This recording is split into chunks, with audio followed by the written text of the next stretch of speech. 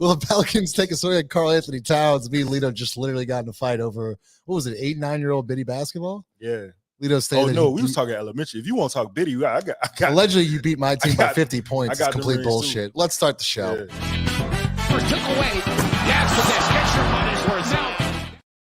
Presenting of Chris Smith of Keller Williams, one of the top realtors in New Orleans, located at 8601 Leak Avenue in New Orleans for a free marketing evaluation of your property or to book a property tour or to talk real estate. Give them a call at 504-231-2004. Got the whole crew tonight.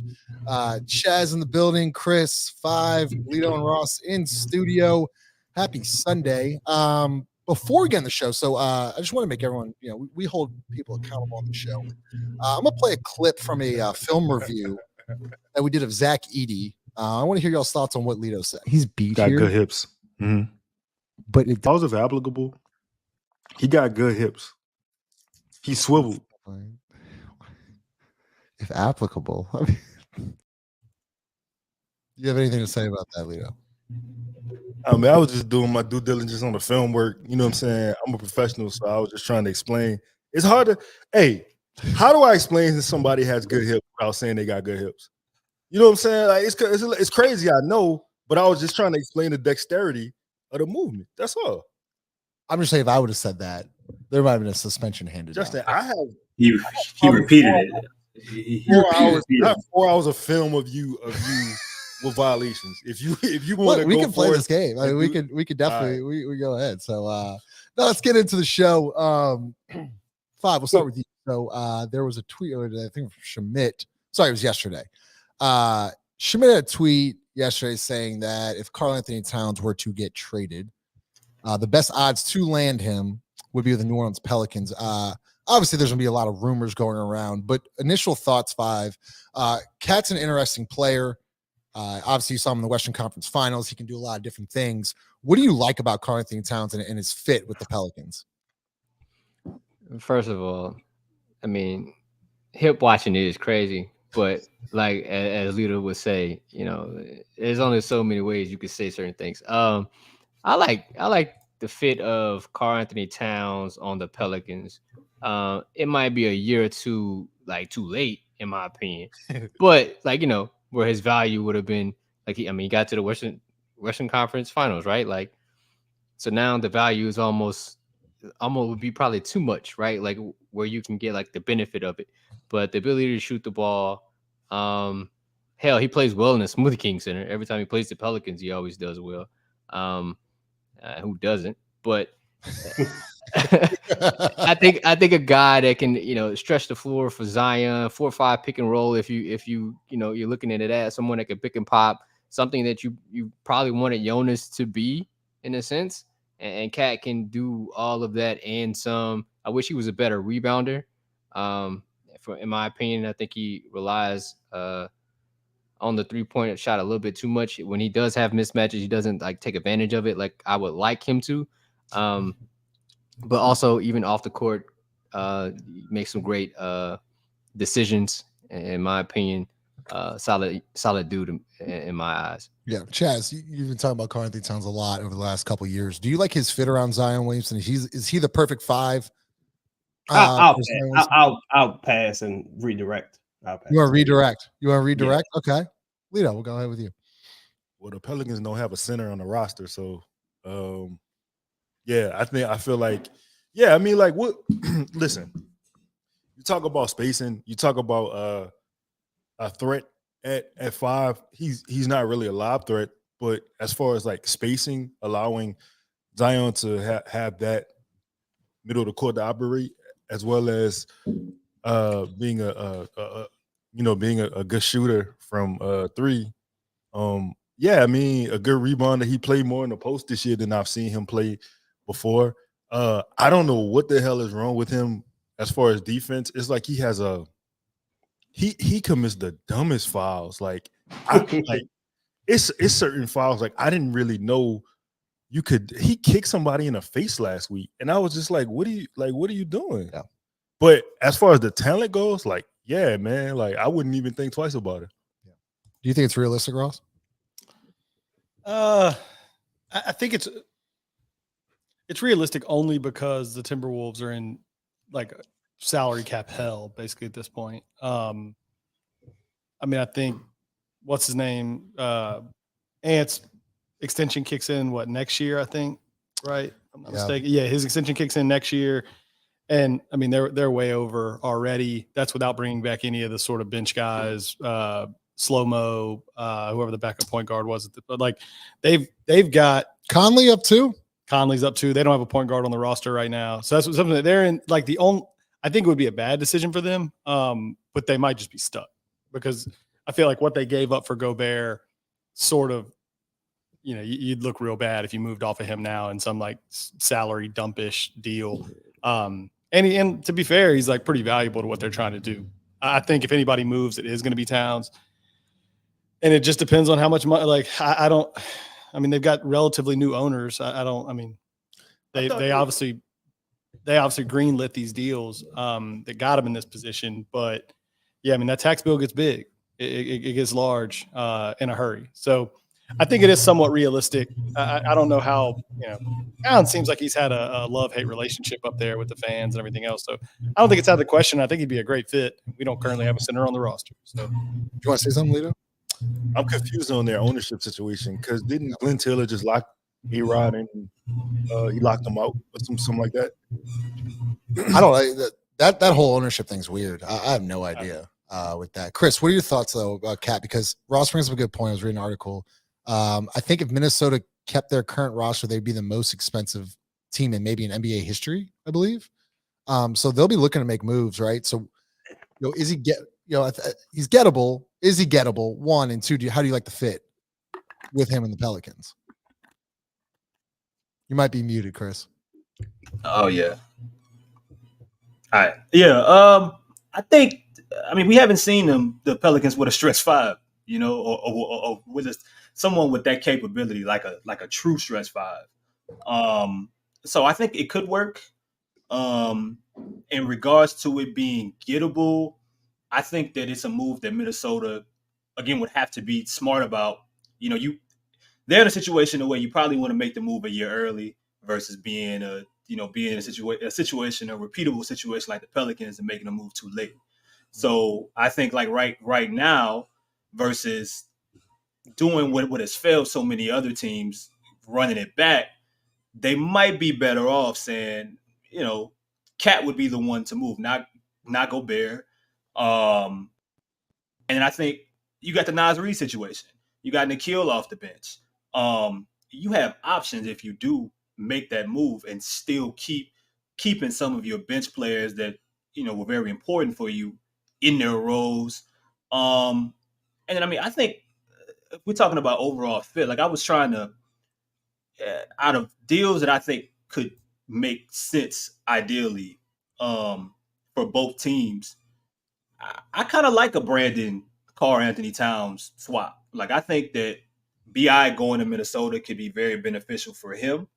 I think, and I think Cat having to go back to being a five, being strictly a five, and kind of, maximizing what he was supposed to be. I think he's definitely added to his game, and he's done things maybe you didn't necessarily think he would coming out of college. But one of the things that we thought he would do coming out of Kentucky is be a much better rim protector. Well, I mean, we talk about Willie Green. If Willie Green and his coaching staff is going to be here, and we talk about what Jonas was able to do in some respects, could they get Cat to buy in, and would he be motivated in a new situation similar to Brandon, who would probably also get his money without a doubt in Minnesota? I mean, I think for a lot of reasons, it would be one of those to where I'd be interested in, even if it's not my number one. It would be number one on my my preference list. I think it's one of the better, fair, or interesting swaps that the Pelicans could look into if there was some real interest there. So Chaz, to this point, if you were to move them, how do you make the salaries work? Because they're not going to just do a Brandon for Cat swap. You're gonna have to add to that. Yeah, I believe, and we've covered this before earlier in the season, right? And I just wanted to add this little segment. Cat, go to that. Hold on, let me put this question. I know I already know what you, but I just seen it.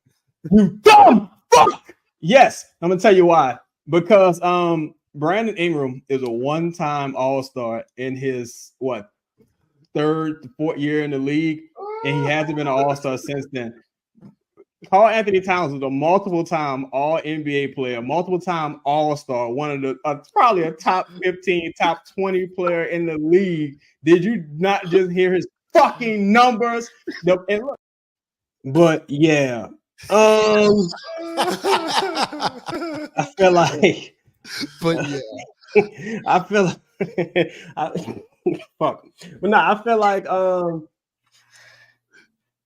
man, honestly, I don't even know if it depends. If I'm not mistaken, Mike Conley's contract isn't much longer, and they would be looking for kind of a facilitator guy, someone who would go out there, stretch the floor, provide some veteran leadership. I don't think they'd be too opposed to even bringing in CJ, truthfully, because they've had so much success with Conley. And I mean, like, one could say CJ is a probably lower IQ'd, but better gamesman, score than a Conley at this stage.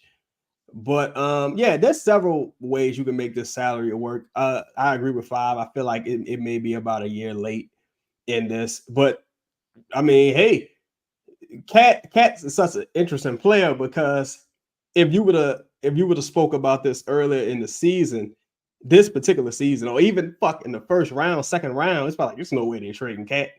But now it's kind of like, I don't know. Then when you look at like where they're at with the second apron, if I'm not mistaken, they might be $1 million over the second apron. Yeah, they are with Cat right now. Yeah, they are. And then it's interesting, and I feel like of all those players, to Chris's point, since you're asking Cat to play out of position, which shows he has incredible buy-in, but when you're asking Cat to play out of position, you're minimizing some of the things that makes him just super incredible, like, player and offensive threat. Cat essentially, they didn't turn Cat into fucking Chris Bosh. Like, just go stand over there in the corner, bro, and like it just be ready to shoot. And it was like, Cat can do a lot more than that. I personally, I would do that deal. But also, I would need. I know you couldn't stop there, because with Cat and Zion, I feel like you would need a player that kind of makes everything work out. Like a guy that's like, all right, this dude, he's a little physically unreliable. This guy's a little mentally unreliable. And he has some physical ailments from time to time. So you would need that glue guy that kind of makes everything work out. And but if Cat is the first domino acquisition, I say you do it. I think it's Brandon and Larry that would just get the job done, if I'm not mistaken. Conley does have 2 years left. I didn't realize. Conley does. He signed an extension. Yeah. In February. Okay, I didn't realize that. 5, what do you Chaz with some good points, right? So I was watching Cat in the Western Conference Finals. There's some things to his game that are very little questionable. I question his IQ, right? Like, I think one play in particular, 2 fouls early in the first half. I think it's game 4 or 5, whatever it may be. He goes over the back, and it's just not playing with an IQ. Like, he goes for a rebound where he doesn't have, then he kicks some dude in the face for his 4th or 5th foul and something like that. It's just, I question his IQ, Jarrett, and his toughness a little bit. What about his voice? I don't care. Can you put the ball in the hoop? I don't really give a shit about the guys. Well, for Justin, as far as his toughness, dude came back from this meniscus injury. He did. Way ahead of schedule. That is true. That is actually a good point. I'm glad you said that, Chaz. But 5, what are some things you don't really necessarily like about Cat's game? It's definitely the fouls. To be honest with you, Justin, I think he actually is a little mentally tough, bro. You don't lose your mama to certain things. Like, certain things is going on in that dude's life. To come back to play basketball is almost like a godsend at this point. But on the court wise, like, he fouls entirely too much, and that's almost like, even to the referee's point, is becoming like a staple for him. Like, it's almost like they will bank on Cat doing something stupid, like, that's an easy foul to make, right? Like, if things aren't going a certain way, like, they could just call a foul on Cat because he just does it so often. Ant has told him about it before, right? Like Ant in the press conference, he's our best. I think Ant's words were, he's our best offensive threat if he just doesn't foul. That's saying something, right? Like your all-star forward is always in foul trouble. Like the reason why y'all lose games is because he can't stay on the floor because he fouls too often. Although, you know, he's in like some okay, yeah, true. Although he's in some precarious situations that he just shouldn't be in, right? Like bro, you got Rudy Gobert help side. Like you don't have to be all world defensively. Like just stay in front of him, make the guy make 2 moves and rotate. Like it can't be that hard, can it? Yeah, Rob, I'm gonna have to. I don't know about this. No, hell no, hell no. This might be taking it a little bit too far. Jackson Hell Hayes is smarter on defense than Cat. There's no way. What's up, Game On Sport? Lito, what about you? What do you not like about this game? Besides his voice, Better Lito.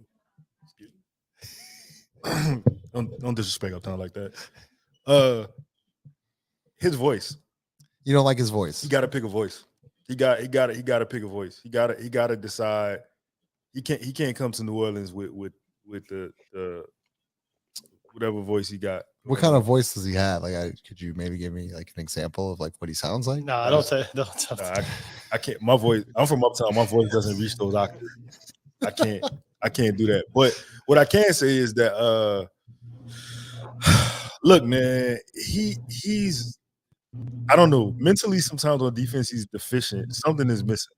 Like it's simple things that he just cannot do. He cannot. I don't know. I don't understand why he makes the mistakes he makes. He's been in the NBA way too long to not understand simple defense and defensive principles. Offensively, though, I mean, he's a special player. He's a special player. I remember the debates about who was better between him and AD back in, you know what I'm saying, back in what you would consider, I guess, AD's prime in New Orleans. He has been a guy who's evolved his game. You see him, I mean, he's basically on the perimeter now. Yeah, they are. I again, for this team though, yeah, man, hell yeah. Like, what is the whole, like, what, I don't understand what the contemplation is. There's no contemplation. Like, do you think they have enough assets to pull it off? Like that I guess that's where it would lead to. I mean, Ross, like you're shaking your head. Like, I think if the Pelicans wanted to make the move, they could easily put together a package that what would, does that, that would what does that for package us look, be enough.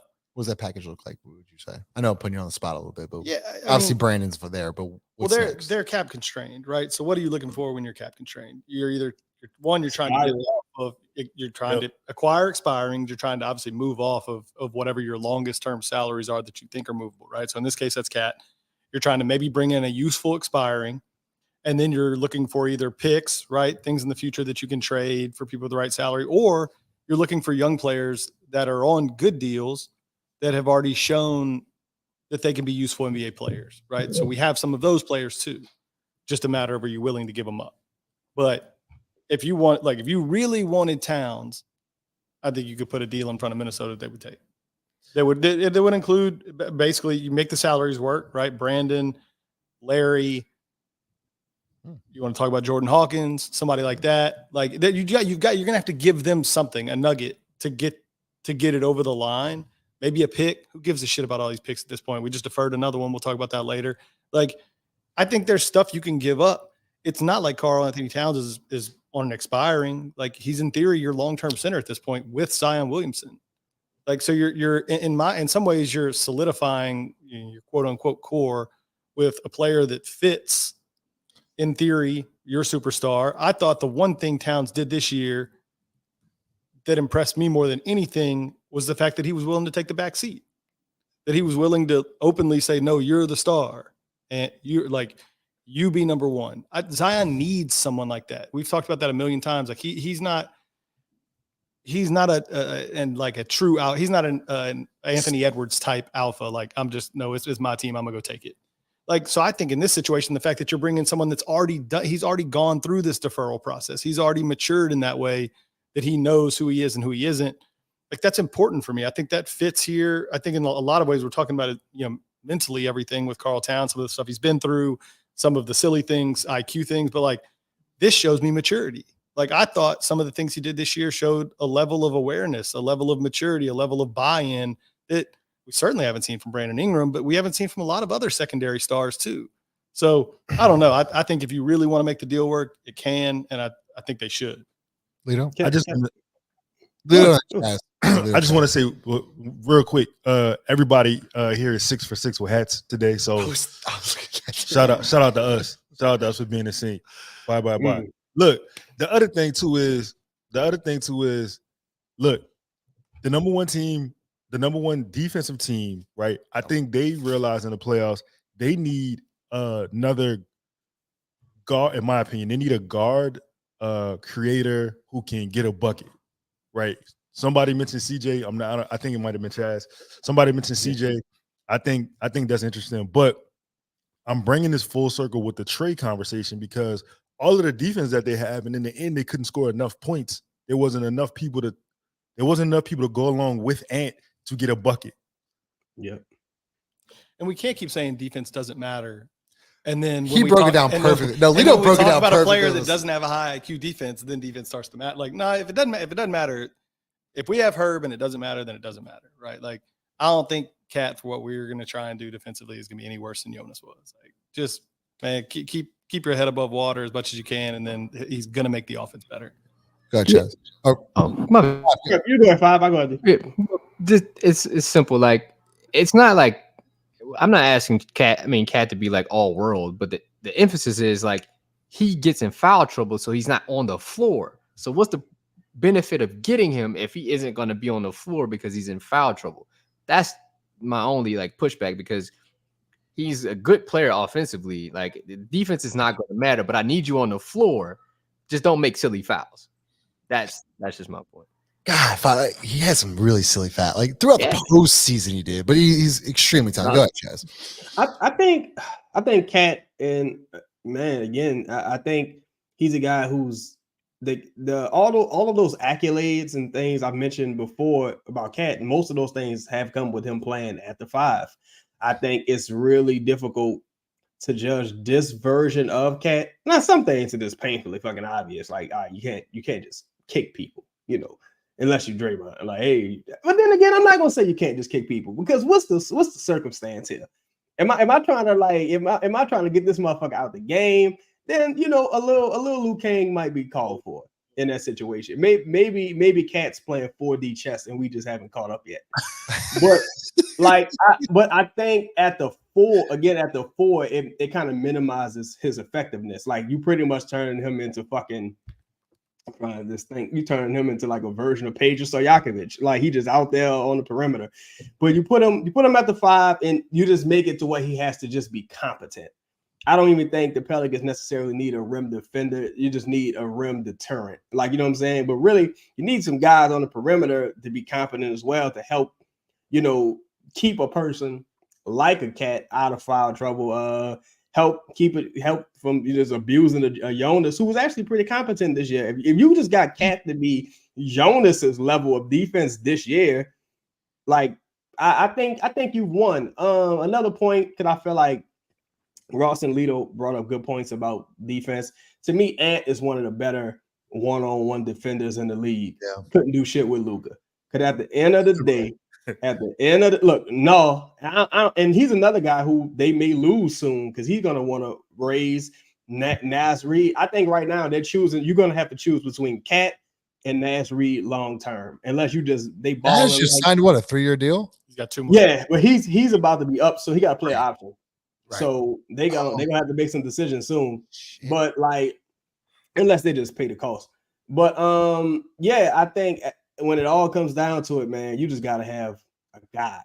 Like, you gotta have a dude that he could all that you could play it's like being a quarterback. The best throw beats the best defense almost every time. You just gotta have a guy that it don't matter what you're doing. Like, Luka he wasn't doing nothing spectacular. Like, Luka's not like a shifty guy. He doesn't, he's not like this extraordinary athlete. This motherfucker just knows how to win. And you just got to have offensive talents who are, a real threat like that. And Yeah, man. I think my only pushback with the cat thing would be I don't like the idea of paying centers or front court players who aren't on the perimeter money like that in the NBA now. Because even with Jokic and Embiid, those two, what is 4 MVPs between those two guys, something like that? 1 championship, 1 finals appearance. Yeah. I feel like no matter how great Jokic is, how great Embiid is, this is still a perimeter-driven league, and that's a lot of money to invest into the 5 position. Embiid hadn't been in the Eastern Conference Finals. And to your point, Chaz, so $49 million for the 2024 year, then goes up to 53, 57, then $61 million in 2027. Chris, let's go. Does he have any options? Yeah, as a player option. 27, 2027, it's a $61 million option. Oh, yeah, he's taking that. Yeah, you can just pencil it. He's no matter ways to take that. Go ahead, Chris. What do you not like about Karl Anthony Towns?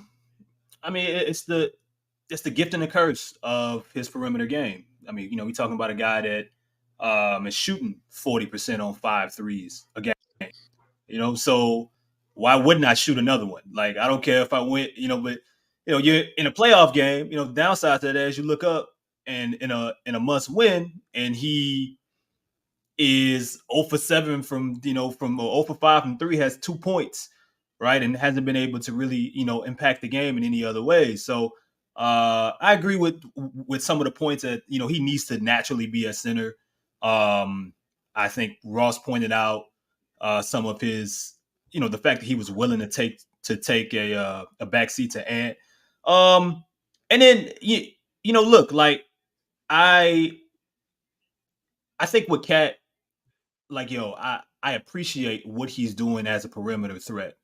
But someone also mentioned IQ earlier in the show. There were certain moments where Minnesota needed a bucket and Ant just didn't have it, right? He didn't have it at, there was certain points, certain games. Well, at that point, Cat, I want you to go get on the block. I want you to demand the basketball there and make something happen. I want you to be in a situation where they're not having to put you on the bench to close certain games because of if your shot isn't falling and they're closing with Rudy Gobert. It's a weird fit. I give him credit for finding a way to make it work. I give the staff and everybody on that team finding a way to make that to make that fit work. But I think with Karl, it's just when do you choose to be perimeter based and when do you choose to work on a block? Embiid had to figure that out at one particular point in his career. I think once he started shooting more threes, and he's almost mastered it now. I think Karl's going to have to figure that out as well because I think he is actually a pretty good post guy. I think I've seen him work against Jonas. I've seen him go on the block and score 4 or 5 straight times. Not to say that Jonas is an amazing defender, but like he controlled games that way. We've seen him do that as well. So it's just picking time and possession and knowing, all right, if this person is off and I'm the number 2 option, Kyle Anderson shouldn't be shooting 3 straight shots at the end of a playoff, at the end of a fourth quarter in a playoff game. That shouldn't happen. You should be the one way or another being able to make that happen, whether your number is called or not. And if he gets to New Orleans and teams are able to do, similar things to Zion Williamson or whatever, you would want Karl to take that next step mentally. You know what I'm saying? Finding other ways to score when that jump shot isn't going and just knowing, yo, bro, I'm 250, I'm whatever, I'm 7 feet. Throw me the ball here. They got Daniel Gafford on me. With all due respect, they got, and this was the game Lively was out. Or they got Lively on me. Say, bro, my dog had the ball on the left block and shot a runner with Derek Lively sitting in the paint. What are we doing, Karl? What are we doing? Why are we doing that? You outweigh this brother by 50, 60 pounds. Why are we doing that? Why are we taking face up jump shots to somebody that you have that amount of weight difference with? It's just those kind of things because I've seen him do it. I've seen him be able to take advantage of those matchups. I want him to be able to do it more so we can, just differentiate between when you're going to play finesse and when you're going to play with power. Chung, the reason why I'm looking at this, I'm looking at the TV. LSU just won, so shout out LSU baseball. It'll be what winner, or I guess game 3 tomorrow to go to the Super Regionals. Lito, did you want to say anything? I agree with Chris, man. I think he was the difference, in my opinion, in that Dallas series because he took it took so long for him to. I think game 5, he found his game, he found a shot, and like it was so many things he could have contributed to the offense from the, like Chris has said, the point of just playing in the post or just attacking and being aggressive instead of just shooting, like the jumper not falling. Like that's it. You don't have nothing else you can bring to the game. And I think I don't know. I don't know how. I mean, it's hard to blame that on Finch. I feel like somebody got to say, hey, man, get your tall ass on the block and take advantage of the mismatch at some point. The same thing you would want the Pels to do with Jonas when there's a mismatch. You got to get him involved. And I don't – but I will say this to Chris. I don't have a problem with his face-up jumpers from the post perspective because I understand that's a rhythm shot if you're trying to find a rhythm. But I do, to his point, also like, bro, go get a layup. Like, go get fouled. Like, create the contact. Don't shoot that bum-ass floater from – it made me so mad. Bro, you 6'11", and you shooting a floater from like 5 feet away. Like, I don't – it wasn't worse than the Gobert floater, though. That Gobert floater was high-key the worst shit I ever seen in my life. What about the fadeaway 15-foot? When Gobert – was that against Denver when Gobert hit like that 15-footer? That's when you knew that game. Go ahead, Five. No, to Lito's point, like Cat's best game was game 4, right? And they ended up winning. Yeah. But it's all, I think it all comes down to trust, right? Like, you know, going into a deciding game in a series and you asking for the ball when you have a mismatch, like if you weren't doing that in game 5, 10, 15, 30, what are you asking for the ball now in the most pivotal game of your career or the most pivotal games of your career? That's the issue with Cat. It's like you have to be able to show up throughout a season. Like they didn't trust you. I mean, if you saw like there was some footage on Instagram or on Twitter between the conversations on court between Ant and his teammates, is like Ant's asking for the ball in game 4. Like, why the fuck would I pass you the ball? Well, those are the usual conversations they're probably having throughout the season. That's the one that gets you like, okay, Ant doesn't trust you. The team probably doesn't trust you to make the right decision. If you're not getting buckets on Derek Lively, in game 36, you're probably not getting a bucket on him in the Western Conference Finals. Like they don't trust you enough to rally the troops and send them on for a victory. The only time, Cat pretty much did that or put the team on his back was really against the Pelicans, and he went 11-11, had like 40 or some shit like that. What do you think of this? What do you think of this comment, Lito? The defense with CJ and Cat on. I mean, realistically, what's the difference between that and JV? Yeah, like what's the difference? I think it's actually better. I think it's better too. I think it's better. That's what I'm saying. Like I don't understand. I get the comment that he's making because you think of him as a terrible defender, but I mean everybody says like Jonas has slow feet. Like at least Cat can move his feet. He can defend the pick and roll probably better than he's on foul. But you know what I'm saying? Like as far as like just his presence, he will be there. I mean, it's funny how people focus on defense, but like, can we flip it to offense and be like, okay, well, how are you going to guard Zion, Cat and CJ if CJ were to be got 2 sides of the floor, brother? Right. Go ahead, Chaz. Like I can't stress enough how important like a couple years ago, and this is a lot due to like the Warriors. We talk about positionless basketball. I can't stress enough how much of a difference Cat playing the 4 versus him playing the 5 really changes the conversation around him. Because again, like everyone doesn't have like positional versatility to be great, like enough to be great. That's like if you just park the Luka, like for years now, Luka hasn't been thought of as this supremely good 3-point shooter. But like if you park Luka on the wing and they're like, Luka, you're just gonna catch and shoot this game. Luka would be terrible. Like you would think of Luka like, this motherfucker's not that good. Or if you say Laurie Markkinen, look, we want you to initiate the offense and run the one for a few stretches during the game. He's gonna look crazy. Zion, we want you're gonna play the 5 the whole game. This is something new we doing. Just thought of it. He's gonna look crazy. So I think with a player like Cat, I think the last couple of years, some of the things you've heard Ant say, like, yo, what's the dude name? What's my man's name? Oh, Ant, he was just like, Rudy and Cat got to get the fuck out the way. Like, he's like, they're like, why you not dunking? Because Rudy and Cat in the way. So I think if you remove Rudy from the situation, which you're not gonna do, he's the defensive player of the year. So like Cat and Naz Reid, to me, I haven't looked at the numbers or the net rating and anything like that, but to me, that seems like it makes more sense offensively for a Cat. Because you got a Naz Reid who can stretch the floor versus Cat and Gobert, the way like what you're gonna do is you're gonna put Gobert in the dunker spot and just have Cat like just do a quick dump off if they come to double. Like I don't really see how it's advantageous. They're gonna guard Gobert like they were guarding Larry Nance, and really, you're gonna even give him even less space than you were giving Larry Nance. The difference is Gobert is like maybe the best screener in the NBA. So there's a little bit of difference. You can't just totally back off. But I agree with you, Chad. What you're saying. Go ahead. No, I was gonna say my bad. Don't finish your point. Finish your point. Oh yeah, and to Inferno, when he got the contract, he was worth it. Now, and this is the very critical part of these conversations, and some of these things get lost in context, right?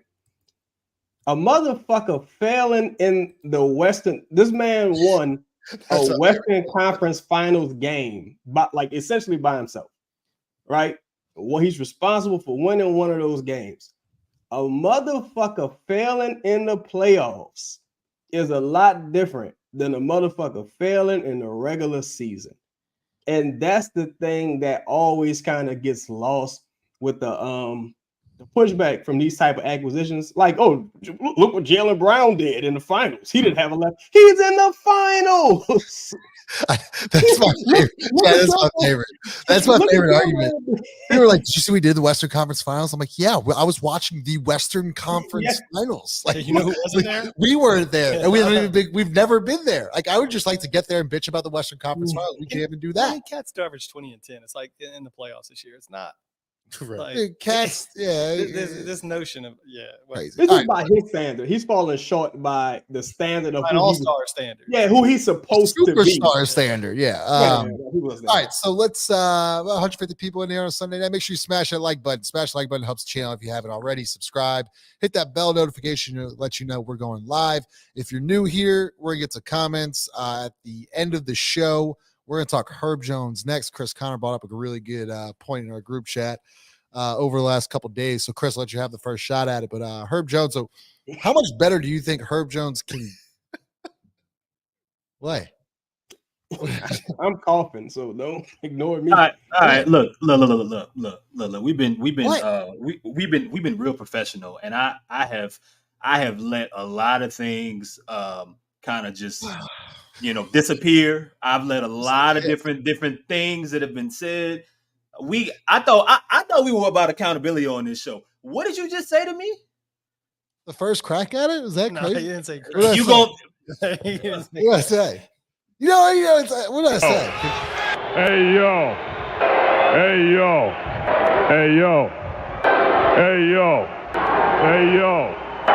First shot at it. I'm gonna let him have the first. Go repeat it. You said Just stop saying it. Just stop saying it. You said back shot, bro.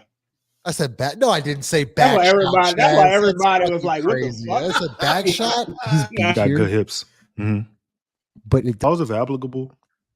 He got good hips. Talking about repeating. What? Literally twice. Wait, I didn't even say anything. Why are you attacking me? Because you like gave like a side eye, like all the bullshit. Bro, you was giving him a shot. That's a I'm deflecting. Right? Absolutely, I'm deflecting. Of course, I'm deflecting. Chris, would you like to talk about Herb Jones and what he can Thank you. Now, so now we've had, this is another one of those conversations that we've had multiple times on this show already, or in individual shows. So it's not like this is like a new conversation. And it's back to, and I'm more so interested to see what others think, and even like the chat in regards to Herb, right? So I feel like you have to wonder, you have to question, right, for a team like the Pelicans that they don't typically have these type of situations where you have someone like Herb who finally is recognized with making an all NBA defensive team, at least from a defensive side of things. And when we're talking about IQ, he's becoming a name that everyone recognizes. But if you were in the front office, and we just talking strictly business, after having the shooting season in which he had, which he went from shooting, what is it, 34, 33%, something bad, to shooting over 40%. You have to question, how much better can he get? How much better can he get? And would you consider selling high? I'm not saying that I would, because I think that Herb Jones is a championship winning type of player. For someone, if it's not going to be the Pelicans, I think he's that kind of individual that every team should want, because his impact goes beyond whether him shooting the three, him being an immaculate defender. But this is we are talking about the Pelicans here, and I think good franchises make decisions like this. They make decisions to where it's not one that everyone would agree with or applaud. But if they did it, I'd be like, well, damn, that's surprising. They're taking a risk here. And New Orleans, the Pelicans, when they're in these situations, they don't often take them. And I don't know what other kind of players you could be taking a risk or taking a chance with. So I'm just curious what everybody else thought about the opportunity of selling high on Herb, the value, and how you guys think he can get better. And what we've already talked about is a limited offensive program. When's the last time this franchise took a risk? Boogie. I was just say Boogie, but it wasn't even much a risk. It was Buddy Hield. And who was it? Buddy Hield picks. I mean, look, Chris, you bring up a good point. Especially, I love her. I think the reason why and Jarrett will agree with this because he says it all the time, but the reason why they've been ranked 6th defensively over the last 2 years is literally only because of Herb Jones. It's all because of Herb Jones. But if you look the way teams guarded him in the postseason, they're going to continuously do that. And we were saying that throughout the year. It would definitely not go well over the fan base for sure, because he's probably the most beloved. I would say he's probably the most liked Pelicans player on the current roster right now. But will his value be as high as it will ever be? I think the answer to that question is unequivocally yes. But it's interesting because I agree with what Chris said. He made a good point. Herb Jones is a championship level player. He's a guy that can play on a championship team. The problem with that is the Pelicans are not a championship level team. They're not there yet, right? So if you took Herb and put him on the Celtics, right, the same way you did Drew Holiday or something like that, there's a million examples you could give. Herb is plug and play on any good team in the NBA, point blank period. But the problem is we're not a championship level team. And we are moves at, not one move, but multiple moves or multiple things happening from being a championship level team. And if Herb Jones is your best avenue to get another star player in, then I think that's the risk you take, right? He's on a great contract, but let's just use Jaden McDaniels as the sort of comparison, right? Last year, Jaden McDaniels went 12 points, 4 rebounds, 2 assists, a steal, and a block, and shot 40% from 3. And he got a crazy contract. All right. Last year, Herb got a contract. This year, Herb went 11 points, 4 rebounds, 2 steals.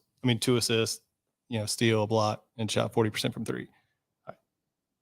With Jaden McDaniels this year, 10 points, 3 rebounds. He shot 34% from 3.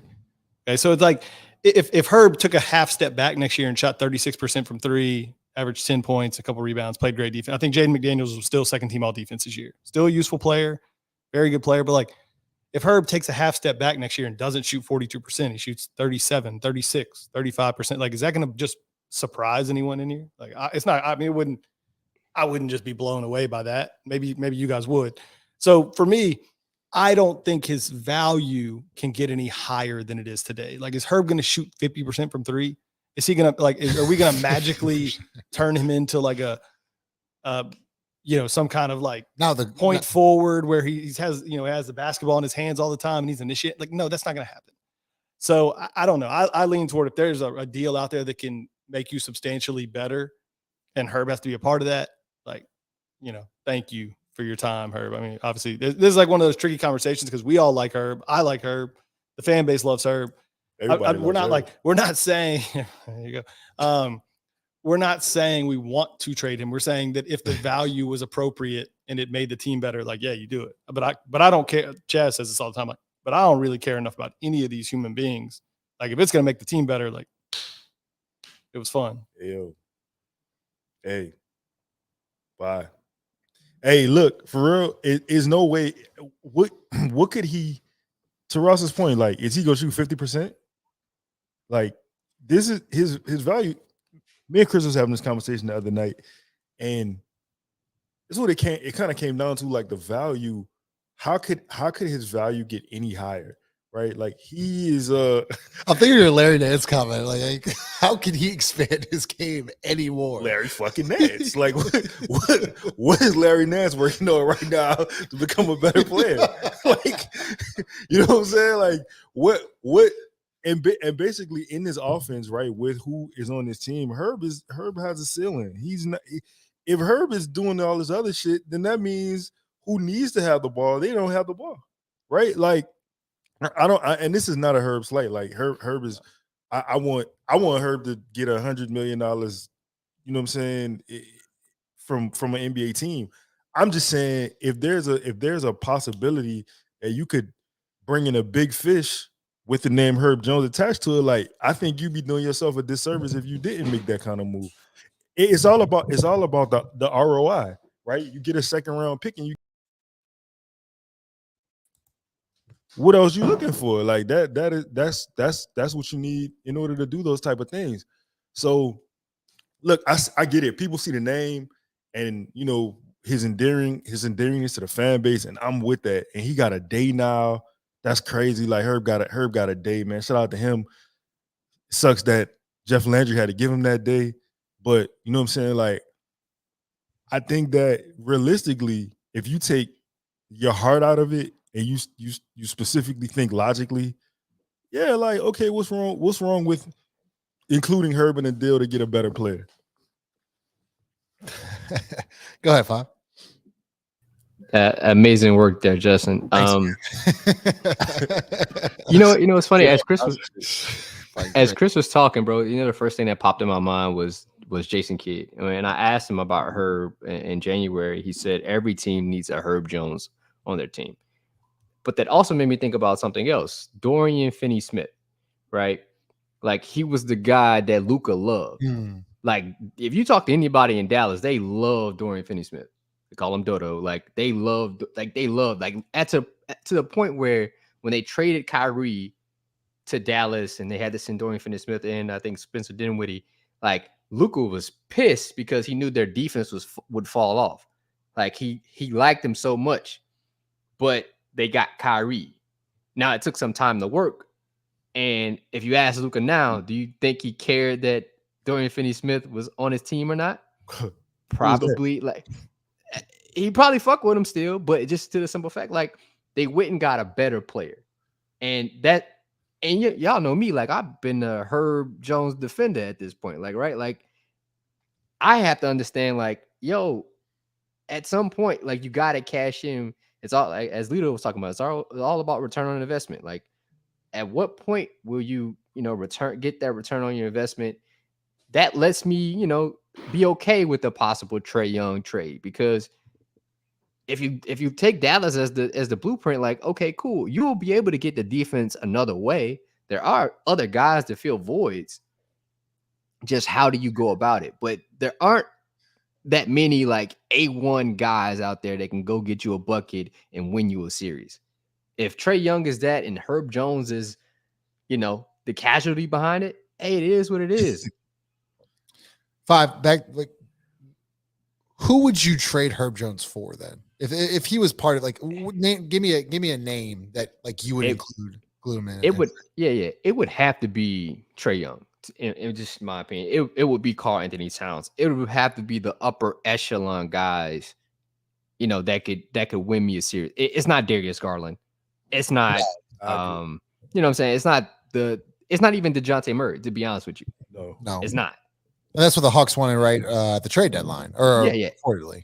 Like, I need to get substantially better and have a guy that can win me a series. Like, because the Pelicans haven't been to the second round since when? Yeah, exactly. Like Chris Paul day. Yeah, literally. Exactly. So like, that's how long it's been. Five is saying you would be using Herb Jones to get a superstar, like a bona fide superstar. We love Herb Jones. He's not a superstar and he's never gonna be. Never. So like this is the epitome of cashing in chips that like you got lucky. Call a spade a spade. You got lucky with Herb. Yeah. Great draft pick. You got super lucky on a great deal, and he's played great. Like this is as good. This has gone as good as it could possibly have gone. And so if you can now use this, in my opinion, somewhat lucky situation to get yourself another star, like you're crazy not to. It'd have to be a star though. Things right? will Like, never be the same. Superstar. Chaz, go ahead. Whatever you say. I don't know, man. I look at the Derek Whites in this league and Jaden McDaniels and the Bruce Browns and just different I guess I don't even know what you would call them, elite role players, because I wouldn't call those players like fringe all-stars. Even DeJounte Murray before let's just say now, because he was an all-star and then he went to Atlanta. I just see Herb as such an easily replaceable player, bro. Like I just see it like, because for as great as Herb is as an individual defender and the things he brings to the team, for me, I wouldn't want to trade Herb just because, truthfully, I just like the player. Like I like the player. I like his professionalism. I like his availability. I just like that he's continuously worked on his game, and he's on a great contract. But that's kind of where it stops. That's kind of where, for me, I say, like, to me, Herb's not nearly as good as Derek White. Like, he's probably never going to be. To me, he's not as effective as Bruce Brown was, and he's probably never going to be. Herb's probably another year or two at shooting 40% a game from being guarded in the playoffs. Like if he goes into next season and he just knocking the motherfuckers down, then the following season you may see teams like, yo, we need to watch him from beyond the arc. Like if you look at what, let's say Nikhil, is the drop off from Herb's just impact on the game, not individual player, is the drop off from Herb's impact on the game to Nikhil's impact on the game that steep of a drop off? Because again, Herb doesn't rebound. It's not really a rim defender. And a lot of this, unfortunately, has to do with Willie Green. Like if Willie Green isn't the coach, then I think offensively you see Herb do more things to where you're like, nah, Herb's like our fucking Draymond Green. He makes this engine run. To me, that's a real thing. Like that's a realistic thing. I still would like him to rebound better, but fuck, that's everybody. But like if Willie Green wasn't the guy, then I feel differently about it. But as currently, like I think Ross said it. Well, Five, you said it. Like everyone would want a Herb Jones, and that's true. But I do think the caveat is it would have to be teams that are ready to compete. And Herb Jones is your Drew Holiday. He's your Derek White. He's your I don't want to say Gafford, but he's your Gafford, PJ Washington. He's that type of guy So, like, I don't think Herb can ever do what PJ Washington did these playoffs. But I think if used correctly, he can have a similar impact on the game. And why do you think he couldn't do what PJ Washington did, Chaz? Because I'm not saying I'm disagreeing with you, because you bring up an interesting point, right? Because I think Herb Jones at one point has that, like, even I included the 2 playing games. I think through 4 or 5 games, he was not only leading the team he was second or third in 3-point attempts, but he was leading the team in 3-point percentage. And I'm kind of wondering, like, do you think he cannot turn into? Nah. Like, and see, that's when the conversation gets off the rails. Because I've seen PJ in a regular season drop 40 point, like 30 something points. In the playoffs, motherfucker had like multiple high double-digit scoring games. That's just not Herb's bad. And Herb don't have to be that. Right. He does not have to be that. Herb can be a cool Robert Horry, Bruce Bowen type of player. And that's all you need him to be. But he could be a Draymond Light. He could be a Derek White, a Jace type player. It's just I don't trust the staff to position this man to succeed. So that's why I always say, under this coaching regimen, I think Herb maxes out as a 3-and-D guy. And 3-and-D guys are easy to replace, in my opinion. So look, and to kind of bring this all full circle, y'all already mentioned like some of the names that were mentioned already, like Drew Holiday, right? If you would have traded Drew when you probably were supposed to, you would have got back, more than what you got, right? But you traded him a year late, and it ultimately, the value's different. You traded Josh Hart at the right time, right? Now look, Drew goes and wins a championship, has a chance to win another championship. Josh Hart eventually is in New York, and he's a part of a winning, of a winning program, a winning culture of sorts. But that was the right move, and people hated it. They hated it. They hated it at the time. People that were sensible didn't, but I remember having multiple conversations. I would argue people were divided about whether or not getting CJ McCollum for Josh Hart, but that was the right move at the time, and you had to do it, right? You sold high on what Josh Hart could do, or what he was doing at that particular moment. Imagine, if you would have had, if this version of Nikhil that we're seeing now in Minnesota was still in New Orleans, you should be having the same conversation about selling high, trading up. Like, you got, and it could fail. It could ultimately fail, but that's a part of the game. Because if you choose to make the trade too late and Herb comes back at 34%, or 33%, if he takes a step back, whether it's because how he's used or it's just natural regression, or even this season was a fluke. If you consider it that, then then people are gonna be having like the conversation narrative is gonna completely change, because the All-Star break before last, everybody, a lot of people that's saying, no, it's no way you trade Herb, would have easily made a move, would have easily been interested in looking to upgrade for OG Anunoby and so on and so forth if it took Herb Jones to get him. So, things change quickly in the NBA, man. And I do agree with Chaz and others that that have said it's also the way that you use Herb, right? Some of the things that he can do. And look, like Josh Hart's game alone made Tibbs change the way he used him, even before injuries happened. Josh Hart went from being somebody who was sitting, who was more of a glue guy and doing with transitional things and shooting corner threes, or shooting wing threes, somebody that they let handle the basketball a little bit more. And they appreciated his ability as a passer. And now, there was many nights where Josh Hart was consistently on triple-double watch. I think Herb can do similar things. We know what kind of point guard he can be. We know his ability as a guard and being able to make the right play, make the right pass. Again, they would have to involve him more and make him an important part of this offense and be more creative with the way that they use him. And I don't think anyone should be on a high level or should be super optimistic that that's something that would happen. Because at the end of the day, he is a role player. So if you get a chance to move at the end of the day, a role player, and you get a chance to get a return of a star for said role player. If the role player is the prize of the trade, or the highly sought asset of the trade, you do it. You do it in this case because you may not ever get a chance to do it again when you are the Pelicans.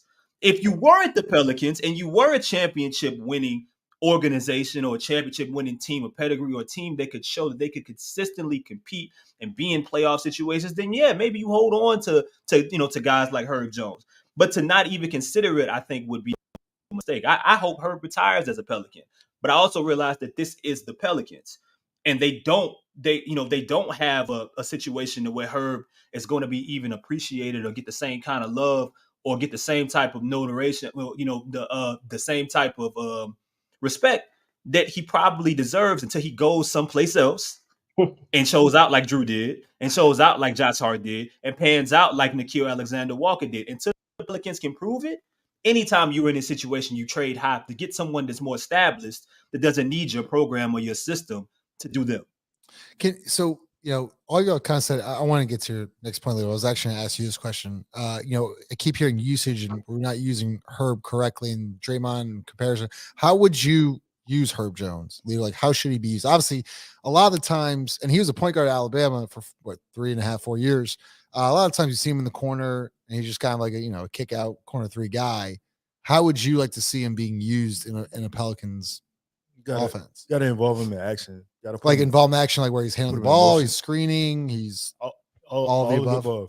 Short roll guy. You gotta, because like Chad said, the PJ Washington, right?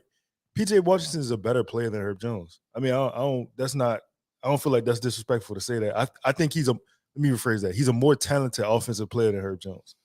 Coming out of Kentucky, like PJ Washington had the offense on his back. Herb Jones is probably the most important player on the Alabama team, but as far as offense, that wasn't his bag, right? He just turned into a guy who has been in adept at shooting. I think Herb has specifically skills though that he can finish at the rim. He's crafty at the rim. He's athletic enough to take the contact at the rim, finish strong. You know what I'm saying? Like, you've seen him dunk on certain people. He dunked on like Jokic like 5 times in one game. I think that him just sitting in the corner is doing him a disservice. Like, I feel like we've all been saying that, but I want to say this.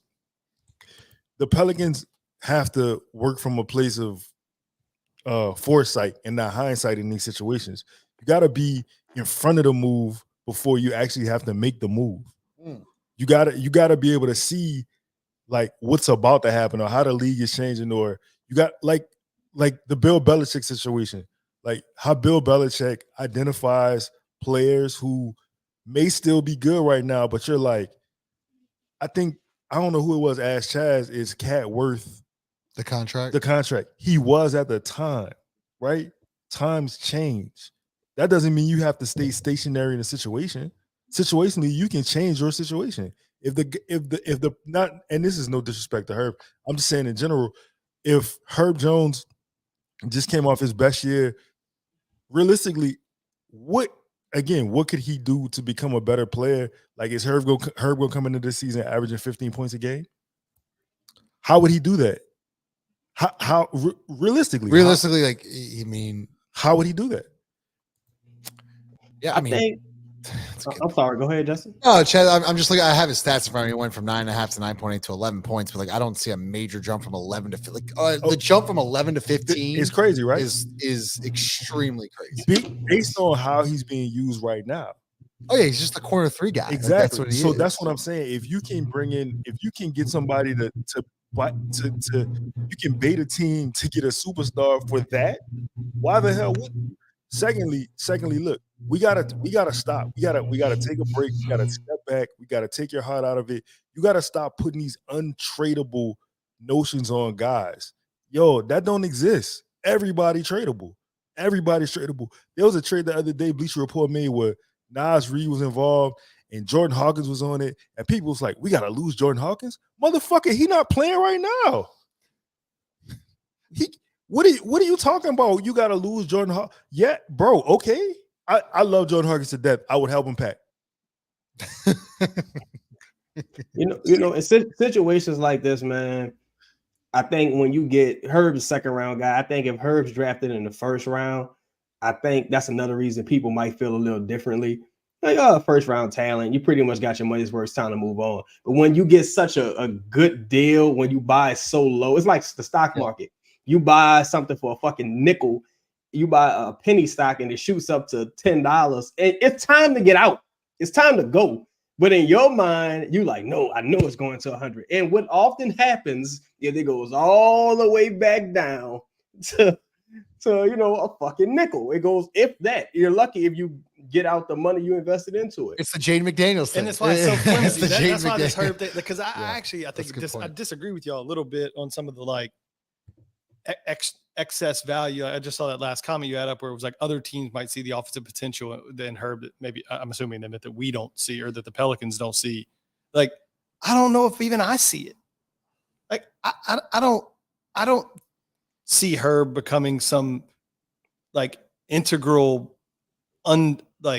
huge piece of anyone's offense. I just don't. I mean, I think he's a really good player, and I think there are some extra things that he could do outside of maybe a traditional box score that are certainly valuable. But like, he's a 3-and-D guy. Like, he is. Like, Herb Jones is not Drew Holiday. They're comparable defensively, but he's not even in Drew Holiday's. He's not even on the same planet offensively. They're not. It's not even a conversation worth having. And so I think sometimes you got to be real about what you got too. Like, I don't know how much I don't think the ceiling really is much higher. That's not a bad thing. It's not a knock on her. He just had an awesome fucking year. First team all defense, became a shooter that you could rely on in the regular season. That's great. Herb Jones is the type of player that championship teams trade for. We are not a championship team. So we're unfortunately in this situation. If you want to get max value for Herb Jones, you're the team that has to trade him to a champion. I think Chris brought it up earlier. Drew Holiday. Like, you're the team that, once again, is going to have to take that asset that's going to help someone else win a championship, probably, and you're going to have to move him for hopefully a star. But if you wait longer, to Chaz's point, that $10 penny stock could drop back down to maybe a $2 stock, right? Because what do you think you could get for Jaden McDaniels right now? Not very much. Not on that contract. Look at Grant Williams. Grant Williams went from one of these type of blue guys. You know who Grant Williams' last two teams were? Boston Celtics and the damn Dallas Mavericks. And both of them said, multitask. I guess Lito is multitasking here. All right, so we're an hour and a half in. We have like 2 more segments to get through. Make sure you smash that like button. So 5. Let's talk some front office stuff. Bryson Graham, congrats to him, promoted to general manager. What do you think of that move? Real quick thoughts. Yeah, man. Like I said before, I'm all for guys getting money, especially black men. Now we'll see. If I don't even know if he'll be allowed to make certain moves, right? Like, again, Trajan Langdon, like he already made his bones in the NBA of some sorts, and we still didn't know what moves or assets he was associated here in New Orleans. So I expect some of the same sentiment here for Bryson, but at least Bryson gets a GM, tag to his name. I mean, a guy coming from an intern to GM, yeah, that shit don't happen too often, man. Yeah. Hey, shout out to Bryson, but let me say this.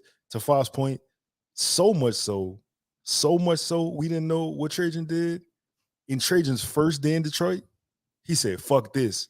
I'm about to make some news. I'm tired of not getting my respect or having my responsibility. You know what I'm saying? No, I'm going to fire a motherfucker today." So, shout out to Trajan, man. I you know what I'm saying? I wish you could have had the autonomy to do what you wanted to do in New Orleans, but you know what I'm saying? Chris, do you think Griff will give Bryson the leeway? Like, do you think he'll? No. I don't even know how you got that question out without laughing. No, and you don't either. I mean, no, I agree. I completely agree. I have nothing else to add. Yeah, I have nothing else to add. It's just totally fair. That's totally fair. Let's get to Borrego. Chaz, do you think so? Me and you've talked about Borrego a lot. I don't think he's got the LA job. Cleveland job, he's kind of trailing there to Atkinson. Do you think he's on the staff next year? You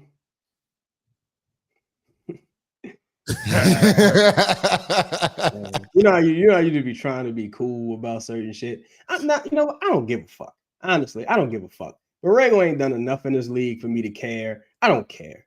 I don't give a fuck. Like, you know what I'm saying? And as long as Willie Green here, I especially don't give a fuck. Because why you here?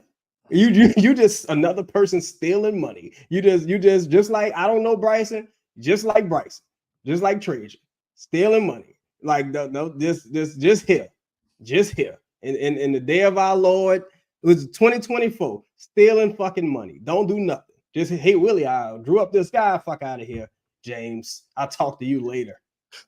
like I don't like that. That's why to me it's pointless, because it's like it's getting to the point where he's become this mythical being where it's like, oh man, that one game James Borrego coach, we look great. It's like, yeah, but we scored like a fucking franchise high against the Jazz in like the first point Zion game. Borrego probably have no input.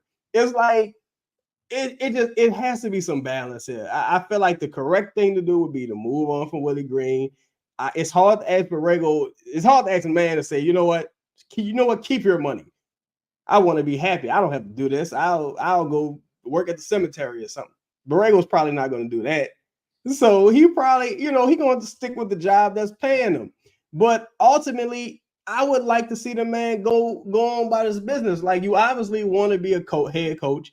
Cool. I don't want someone half-hearted in their job. And if he's a person that JJ Redick, who I'm sure Borrego was spending some time with since they're campaigning for the same job, and they're in each other's vicinity. Pause. I think, and then did James coach? No, JJ was already with the Clippers when JJ was in Orlando. I'm sorry, when James was in Orlando. But another thing, Griff don't keep no fucking promises. So even if you James and Griff told you, look, Will ain't gonna be here long, so all you gotta do is play the backfield, and I got you. And it's like, well, he told JJ he was gonna ship him to Philly, and you saw that worked out. So, like, he traded him for fucking Bruce Leroy in Dallas. Was it James Johnson? Trade him James Johnson. So it's like nobody ain't but man, I hope Borrego quits. I hope he quits. I'm tired of hearing about this man, bro. I'm tired of talking this man up like this man is fucking 97 Phil Jackson. I'm tired of it, bro. Like, enough is enough is enough. I'm sure he's a very good coach. He made Devontae Graham look like good. He made Devontae Graham do his thing. Shout out to him. Shout out to Devontae. Yeah, shout out to Devontae Graham. But it's like, okay, are you a guy that does a lot with, lower end players, like lower tier players, like he can maximize their talent? I don't know. And we may never know. That's the thing. But Chaz, what if he's hired to install a certain play style, right? And a certain player doesn't want to play that style. Well, you got it. But see, that's the thing too. That's the thing too. Even if it's not Willie Green, you got to make sure Brandon's out of here. You got to make sure all the players who are going to disagree with this man is out of here. Because what I don't want is a guy waiting in the wings who's like, you just don't want all that animosity in the building. A guy waiting in the wings for a promotion that he's not going to get. Players not listening to him. He really wants to be somewhere else in the lead position. He's overqualified. He knows the person working ahead of him is a dumbass, respectfully, Willie. Knows the person working ahead of him is a jackass. And now he just here. Like, he just hit chilling. Like, nah, just quit. Go somewhere else. Quit. Five, do you want to add anything to that or no? Or Chris? Yeah. Nah, man. I think James Borrego, when he first was hired by the Pelicans for this iteration, I bet he was like, yo, I get like top tier talent for the first time in my career, and I get to install an offense that they clearly need. And none of that happened. None of it. The fact that he even, by all means, by all contract, obligations, he even sought out assistant coaching position. Like, even the fact that it's even a possibility. Imagine taking a lateral move for a first-time head coach and you thinking about it. What does that actually say about the situation that you're currently in? You don't want to be there. Like, that is asinine. Do you blame him? Do you blame him? No, I don't blame him at all. But the thought of it, Justin, the thought of it is crazy. It tell you everything. It should tell you legitimately everything. It should tell everybody everything. That from players to other people on staff probably do not believe in Willie Green. They feel, I said this 2 years ago, I felt like Trey Murphy thought he was smarter than Willie Green. And I damn sure know it now. Willie is not the guy. Everybody knows it. But I don't know if Griff is just one of those people that just like to hold on to things too long. Seems like it. And Willie, I don't know. I don't know why they're attached so much. I don't know. I mean, to be honest, go ahead, Chris. I mean, that would be Griff's third coach fired, and three. So you have to go to your you shouldn't be allowed. You shouldn't be allowed with what this team has done since David Griffin has been in New Orleans to fire a third coach. You shouldn't be. And Chris, that's why he's legitimate. Why he's hanging on because he can't. Because you can't. Eventually, it's your fault. Eventually, it's your fault. You fucked up. You fucked up the Sam Van Gundy thing. You held on to you didn't make Willie Green work. Like Gail don't want to keep paying all these coaches. Like you think she wants to be paying dead money? That's why Griff can't make the move. She damn sure. Well, never mind. Well, I mean, she done paid some dead money. We talk about some other business ventures, but that's the thing too, bro. Where it's like got money. It's like at the end of the day, it'll be tough even justifying publicly. It'll be tough even justifying firing Willie Green toward the national media. It would be a difficult sell to the national media. For the local media, not as much, but to the national media, it was like, oh, he's a coach and they've gotten better every year and da. And then with I would just need to know what kind of games Griff is playing. I ain't talking about the weird games he playing. I'm talking about what kind of masterful strategy games he playing. Is the thing with Brandon getting into it with Coach Willie, is that meant to make who's that meant to look bad? In my mind, it's meant to make Brandon look bad because you can't make a coach look bad if you got benched. It just ain't, it don't look right. So, but if his intentions were to justify letting Willie Green go to upper management, to whoever really calls the shots, it's you're doing a weird job at it. You got the Hollinger thing with Willie Green's on the hot seat. You got this unconfirmed contract extension that's probably not even that long. Willie Green's probably one of the cheaper head coaches in the game. And I mean, I just don't really know how this would work. You know what I'm saying? Even with Borrego, I guess you could kind of sell hey, well, the guy we fired Willie Green to promote, he's a highly sought after head coach right now. And you ain't really seeing nothing out there that's well, James would prefer to stay with the Pelicans, but you're not even seeing that. It's honestly, I think he want to leave no matter what. Truthfully, even far as a lateral position, LA a lot nicer than New Orleans, man. Hey, Chaz, I get the fuck on. You talk about Griff's strategy. I think he does have an ace in the hole, to be honest with you. You know what that ace is? What's that? And we talked about this a little bit. It's Zion asking for a new coach. It would be Zion saying, I want a new coach. I want James to be the head coach. That's the only thing that possibly could be well, Griff, I'm not asking for it. It's Zion. It's the guy, once you trade Brandon and Zion asks for a new coach, or he specifically says hey, I want James. That's the only way this should have happened. But we talk about Zion all the time. Like, does he have that in him to say it, right? Like, is he an alpha? Is he going to ever take that step? Well, I listen, I said this a couple pods ago. The only time you become like the man or the guy that's above the team is when you get a coach fired. Yep. Like once you start getting coaches fired, Brandon got a coach fired. Multiple coaches fired. Like once Zion starts like leading his own career, Trae Young that's why I would love Trae Young. He got that dog. That's just the game. That's the game. Star players get coached. They get who they want, in the position to help them be better basketball players or help them get closer to winning. And hopefully for Zion, hopefully he understands Willie is not that guy. Yeah. All right. So we'll get to tweet of the week. Then we'll get to fan questions. So tweet of the week. Lito, I'm going to start with you. I'm going to find it here. Presented by Stern Mortgage. Eddie Presti, our guy Eddie Presti. I don't know who he is.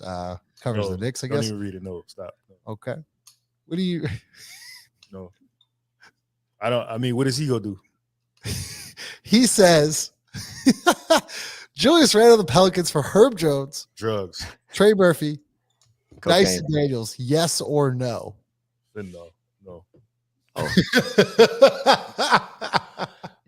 That's probably one of the worst. That's terrible. No. I'm not even gonna expound. I'm just gonna say no. You said fentanyl. Yes. That was Ross, thoughts on the trade? It's just clear. Like I really do. I love reading people's like hypothetical trades, trade machine stuff. Like it's just so crazy. What like the difference in value that like you're home, like when you're a homer of a team, like the shit that you think in your head, like, yeah, this will work. Like, yeah, look at this deal. This would be good for the Knicks. Like that shit's so far out of reality. It's just not. Yeah, I don't even like. Just it's not even worth like. It's not even worth like diving into any kind of. What's the tweet of the week? We have to dive into it. It's a shitty tweet. How about that? It's a bad tweet. It's what it is. It's a silly trade. It's funny. It should be like humorous tweet of the week or like, Chris, what are your thoughts on that? Chris, what are your thoughts on that? Nothing. Tweet of the week. Shout out to you, Eddie. That's bad. Shout out Standard. Shout out Standard. Shout out Standard Mortgage. No, don't shout out to Eddie. No, that's terrible.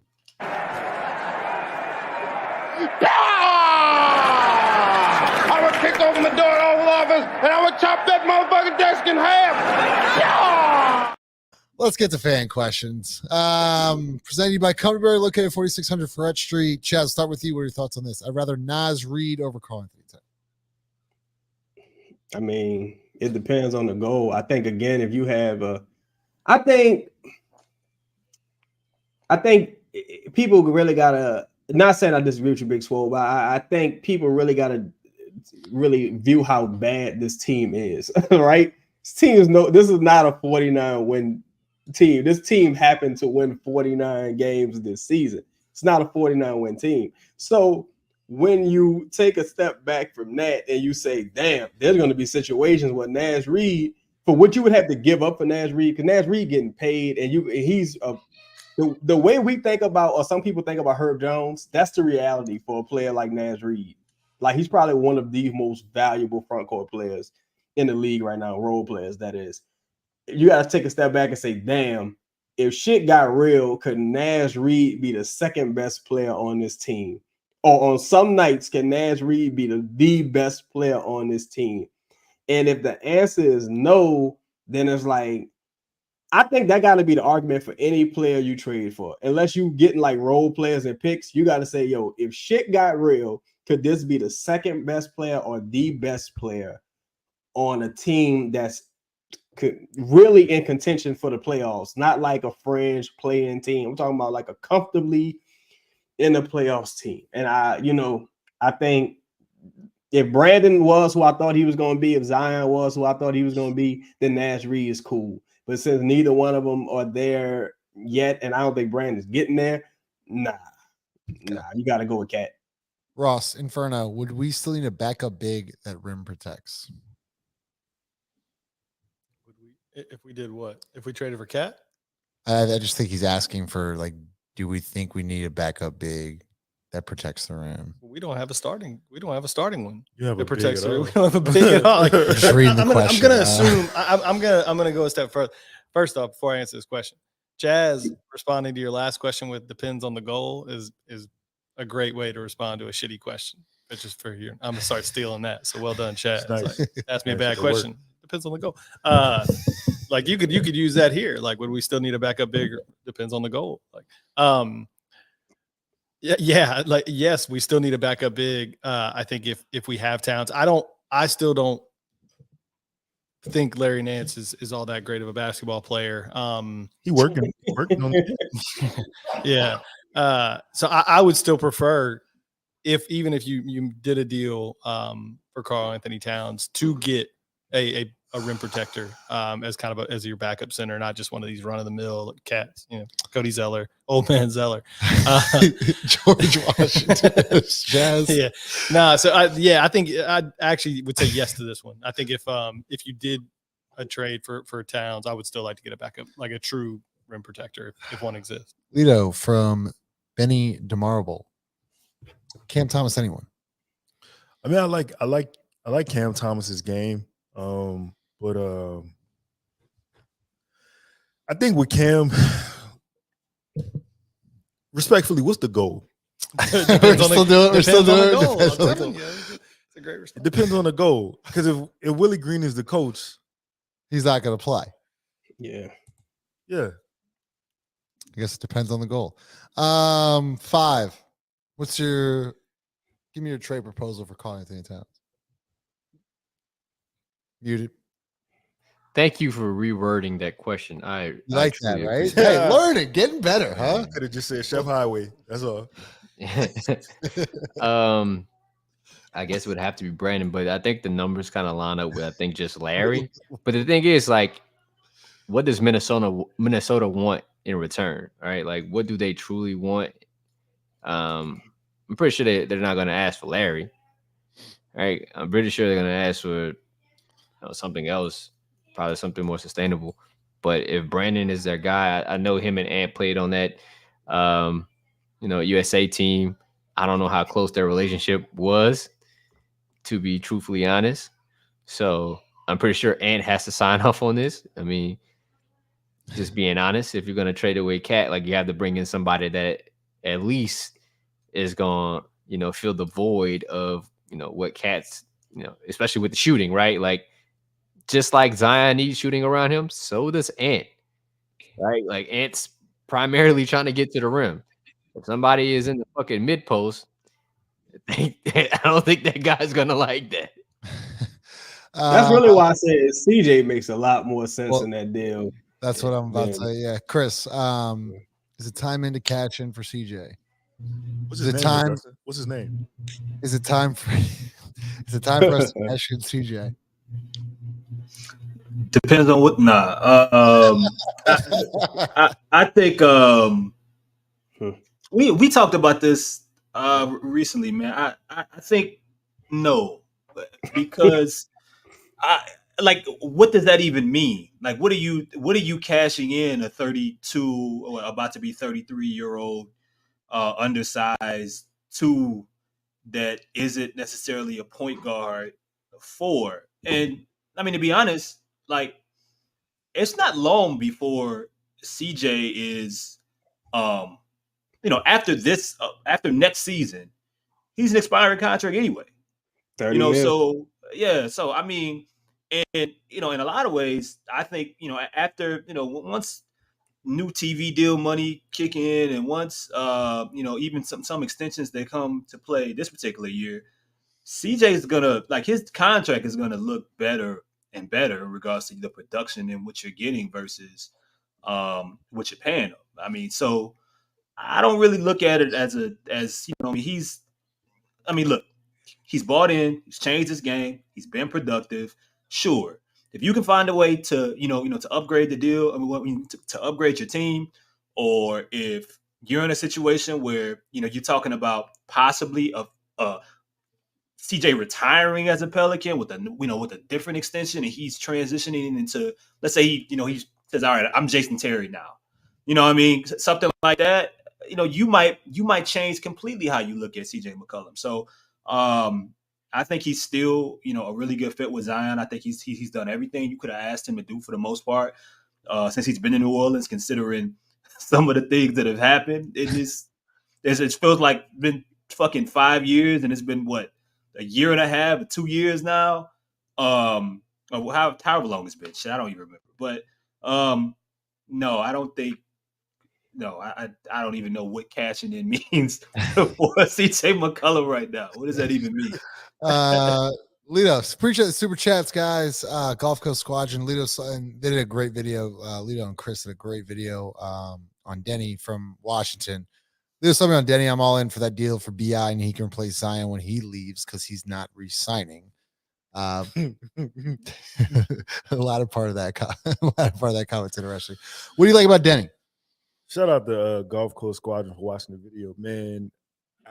Yeah, man. Chris sold me on him, so yeah, I'm down. I'm down for Deni, man.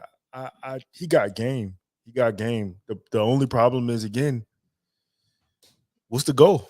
Because you bring him into this situation, like, are you gonna let him? You know what I'm saying? Are you gonna play him, or is he gonna have the deep?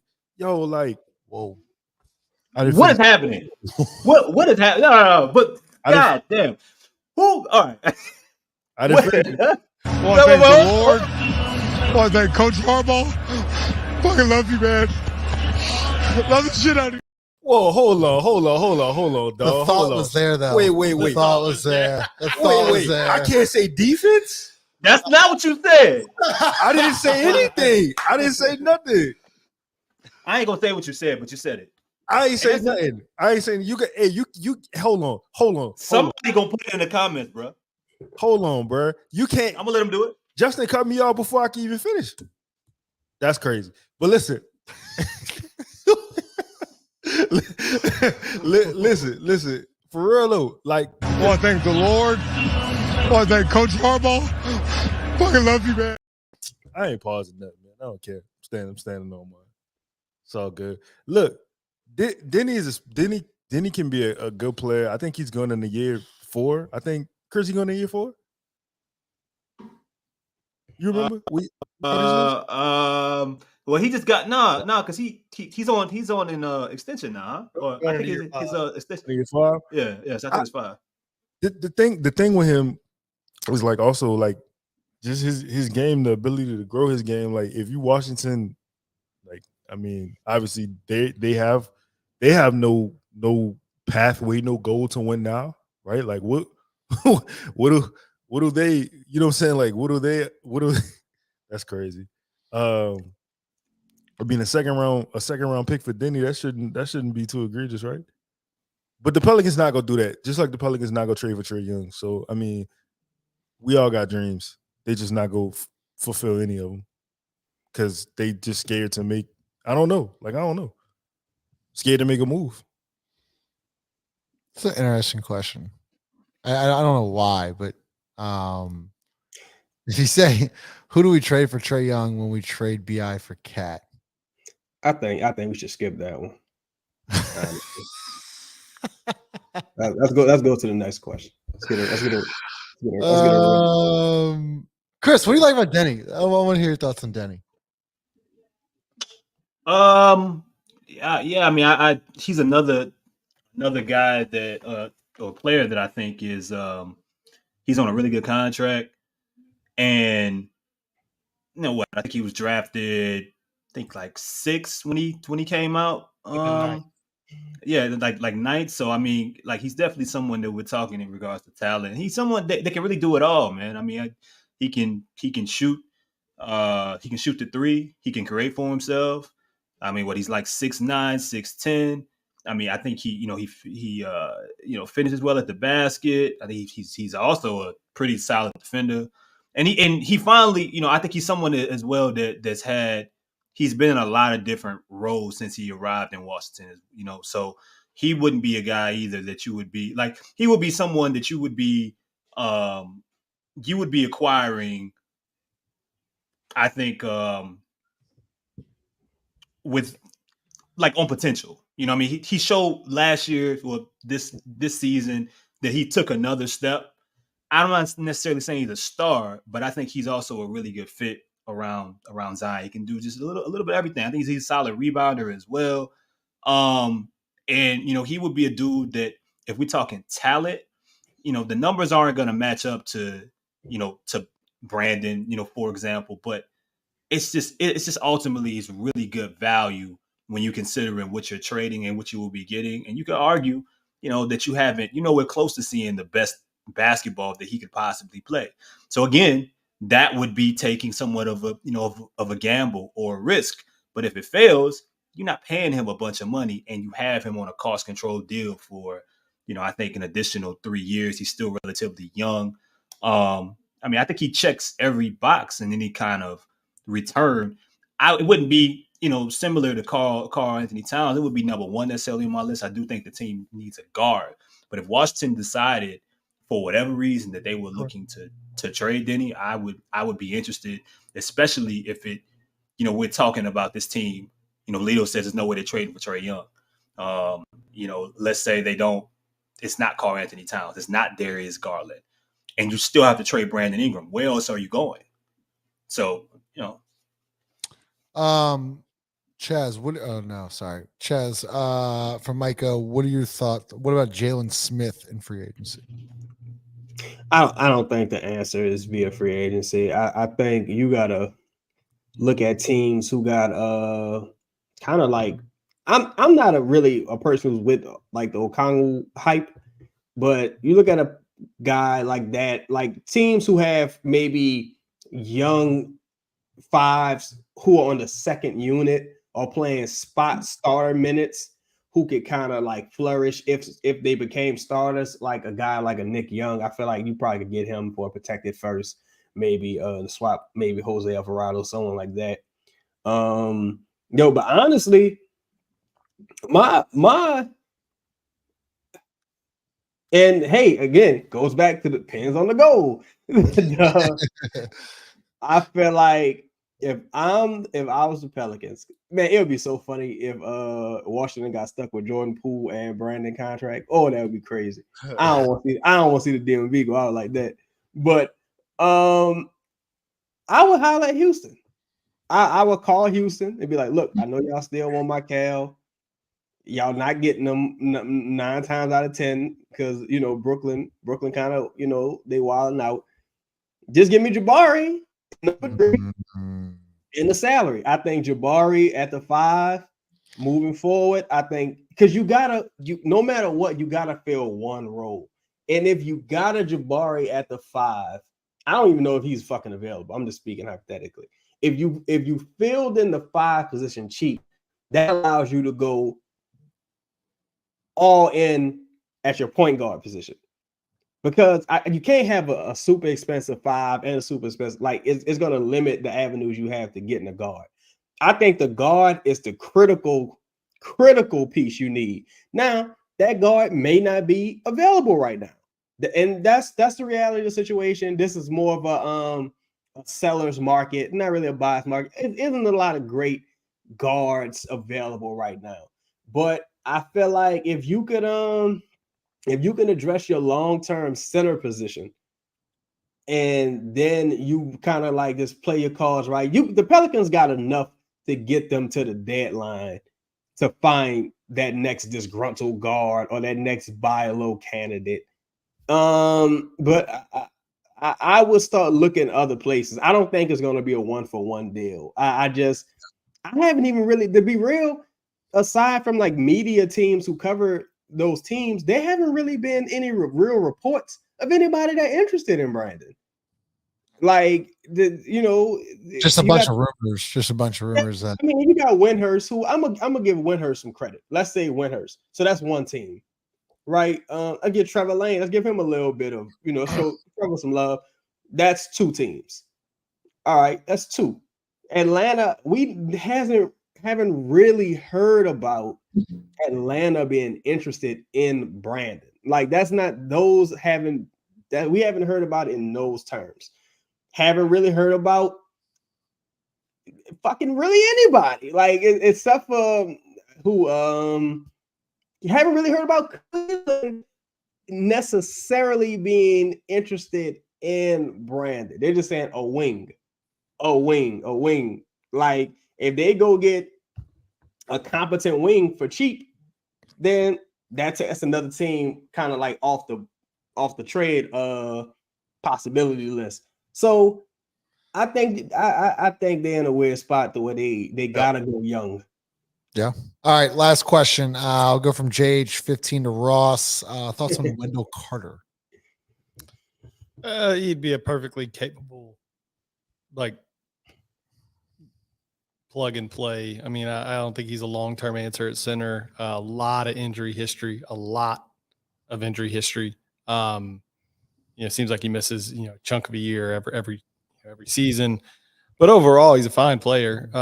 He can shoot a little bit. He's a decent passer. He moves well. I mean, he'd be a perfectly fine stopgap at center. I'd have no issues with him whatsoever. I think, to Chaz's point, if the goal is to get, like, if you value getting a lead guard or superstar guard, I think, filling the center spot for a year or two with a Wendell Carter type player is perfectly fine.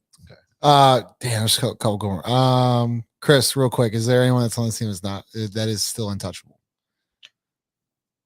I mean, it would have to be. I mean, Zion, and that's it. Okay. I mean, and look, that's not. You would hope that a guy like Trey Murphy eventually becomes, there. But I mean, like when we say untouchable, like y'all got it. Like we have to be clear on what that means. Like there isn't.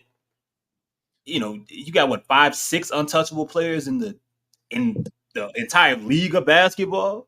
You know what I'm saying? A role player can't be seen as untouchable. You know what I'm saying? Like it can't, because they get traded. They get traded all the time. Good players get traded all the time. You know what I'm saying? Like if okay, Knicks, for example, right? The Knicks just made it, just had a really good run, and they were hurt and so on and so forth. If they go and trade Mikal Bridges, somebody from this particular team that was played really good, could be DiVincenzo. Hell, could be Josh Hart. Could be, like, you don't know who would go in a deal like that. Like, you don't think it's people in New York that's like, nah, you can't trade Dante. Look what he just did. He just was because you're trading for you're trading for upgrade. Now, to them, Jalen Brunson may be untouchable, and I could, of course, at that point, he's earned that. I understand it, but untouchable means that not only if I trade you, I can't get equal value. It also means that I can't replace you, or I can't find a way to replace you in the next couple years. Right. You know what I'm saying? Like it's a combination of things that make someone untouchable. If Dyson Daniels becomes better, right, or if you draft another 3-and-D guy, or you bring in, whoever, or if Jordan Hawkins becomes a better defender, could you argue that is there an opportunity for him to be close to as valuable as Herb? Maybe. I don't know. But untouchable? I mean, you will be telling me that you think someone like Herb Jones is like irreplaceable. And unfortunately, I don't think that that's the case. This team, he's been great for this team, but that wasn't by design. Herb's had to, like, it's not, that wasn't like when they came out with the plans for this team this particular year, I guarantee you they didn't say Herb Jones was going to shoot 40. We need Herb. You know who did? Ross. Ross. But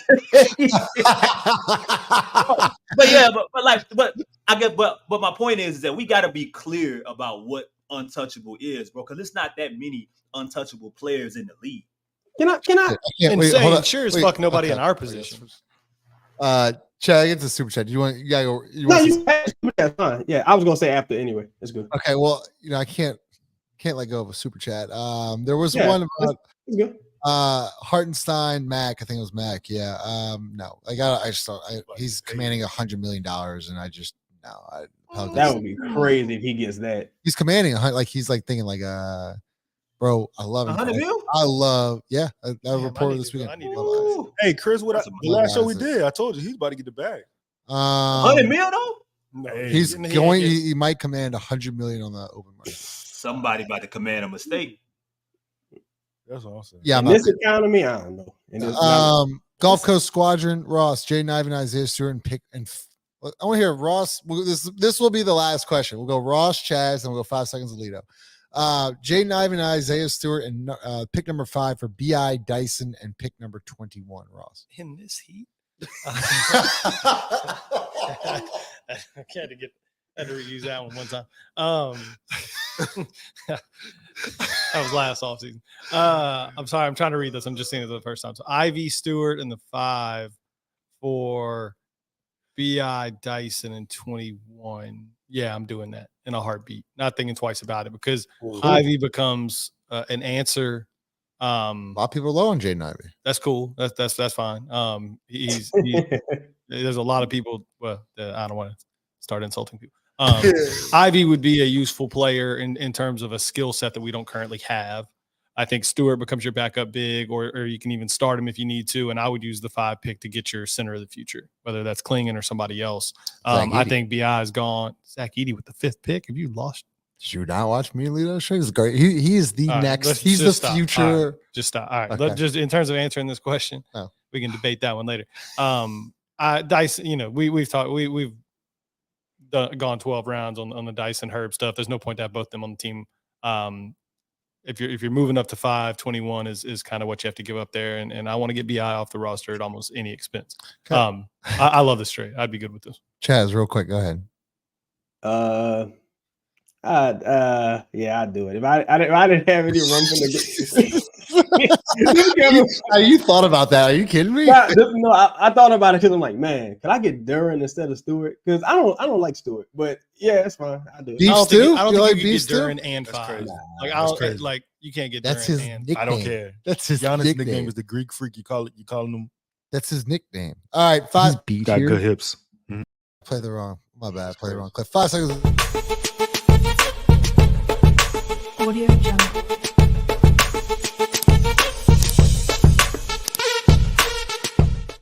Can't believe you called that man beef stew.